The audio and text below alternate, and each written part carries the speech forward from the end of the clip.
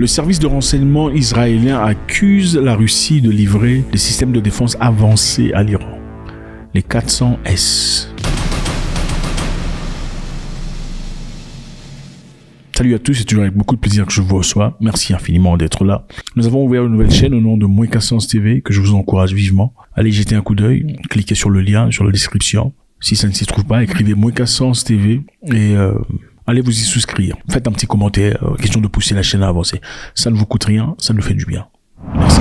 Maintenant, nous sommes en Israël. La Mossad, service de sécurité la plus avancée du monde, entre parenthèses, accuse la Russie d'envoyer, de commencer à fournir déjà à l'Iran des systèmes de défense avancés, des systèmes de radar qui pourront contrer les attaques extérieures sur l'Iran. Très intéressant de voir, nous savons qu'il y a quelque temps, les Iraniens réagissaient par rapport à ce qui se passait. On prendra juste quelques mois, il y a de cela. L'histoire est très profonde, mais on va commencer. Israël décidait d'aller frapper en Syrie l'ambassade iranienne, prenant ainsi la vie de quelques personnes importantes. Les Iraniens étaient furieux, ils se sont ouvertement exprimés aux Nations Unies, disant que c'était complètement incohérent et inacceptable. Et aussi, compte tenu des lois internationaux, on ne peut pas aller bombarder ou frapper les ambassades ou des corps diplomatiques parce que c'est protégé sous la loi internationale. On ne peut pas le faire. Faire cela voudrait également dire, c'est de la même hauteur que partir frapper en Iran. Okay, ou de frapper chez le voisin.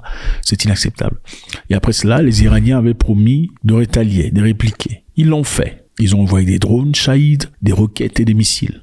Et Israël a été protégé par l'appui de quelques pays limitrophes, des forces américaines basées dans les mers, par lesquelles ils pouvaient tirer et abattre certains des drones et des missiles.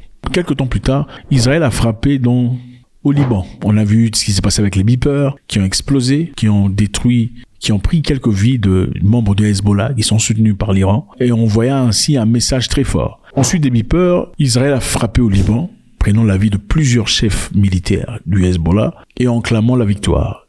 Le premier ministre israélien Benjamin Netanyahou a dit qu'il n'y a aucun lieu où Israël ne peut pas frapper dans le Moyen-Orient. Ensuite, Israël a frappé dans l'Iran, prenant ainsi la vie de Haniyeh. Haniyeh qui était dans un guest house. Et à travers un drone, évidemment, un système très avancé, ils ont pu repérer où il était. Il faut quand même saluer la capacité du Mossad d'Israël qui sont capables de retrouver tout presque partout.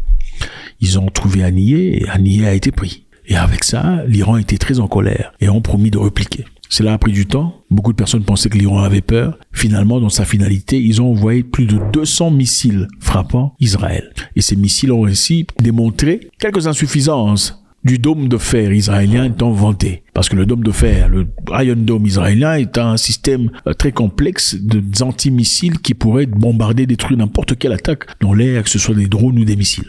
C'est une protection ultime de Israël, mais qui malheureusement, avec l'attaque de l'Iran, a prouvé quelques insuffisances. L'Iran, en effet, a été capable de abattre, de toucher, de détruire quelques cibles.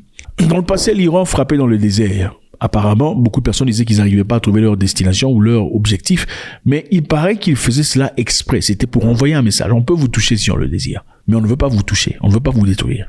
Cette fois-là, apparemment, ils ont touché quelques bases militaires, bases d'aviation. Ils ont touché aussi quelques lieux de Mossad, quelques lieux de réunion pour montrer que nous savons où vous êtes. Ils ont assez de renseignements pour savoir ce qui se passe en Israël.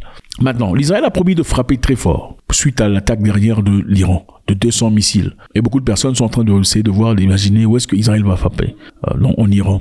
Beaucoup de personnes estiment qu'Israël désirait frapper les sources pétrolières de l'Iran. Joe Biden est contre cela, disant que c'est très dangereux parce que en détruisant le pétrole iranien, c'est le prix du pétrole qui va monter, qui va hausser. Parce que les États-Unis ne peuvent plus malheureusement se fier à l'Arabie Saoudite aujourd'hui, qui est l'une des plus grandes producteurs mondiales. L'Arabie Saoudite qui depuis un temps fait ce que l'Arabie Saoudite a envie de faire. Donc ils n'écoutent plus comme ils écoutaient dans le passé. L'Arabie Saoudite a presque fait la paix avec l'Iran. Donc ça devient très compliqué pour l'instant pour eux. Ils ne peuvent pas se fier à l'Arabie Saoudite seulement. Alors Joe Biden a découragé les Israéliens de frapper sur des sites de pétrole, mais de plutôt frapper, comme Trump le désire, de frapper sur des sites nucléaires. They asked him, what do you think about Iran? Would you hit Iran? And he goes, as long as they don't hit the nuclear stuff. That's the thing you want to hit, right?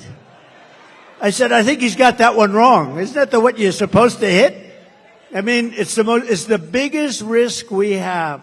Nuclear weapons, the power of nuclear weapons, the power of weaponry. You know, I rebuilt the entire military jets, everything. I built it, including nuclear, and I hated to build the nuclear, but I got to know firsthand the power of that stuff, and I'll tell you what, we have to be totally prepared. We have to be absolutely prepared. But when they asked him that question, the answer should have been, hit the nuclear first and worry about the rest later. And that's what they should. If they're going to do it. Des lieux de production de probables bombes nucléaires, si pas l'électricité et tout le reste. Et ça, ce serait très dangereux parce que en faisant cela, ça accélérerait la capacité ou l'engouement des Iraniens de produire une bombe nucléaire. Et ça devient très dangereux pour toute la région. En effet, on accuse la Russie de fournir à l'Iran de systèmes avancés de défense aérienne et des radars pour que l'Iran se défende. Le S-400 est beaucoup plus avancé que son prédécesseur, le S-300, qui à proximité peut repérer jusqu'à 200-300 km la distance des missiles qui arrivent ou des ennemis, et aussi en capacité de détruire à 150 km des missiles qui arrivent. Le S-400 peut en faire jusqu'à 400 km. Donc c'est un système beaucoup plus avancé et un système de radar beaucoup plus avancé. Et nous savons que la capacité israélienne des frappes aériennes est aussi redoutable.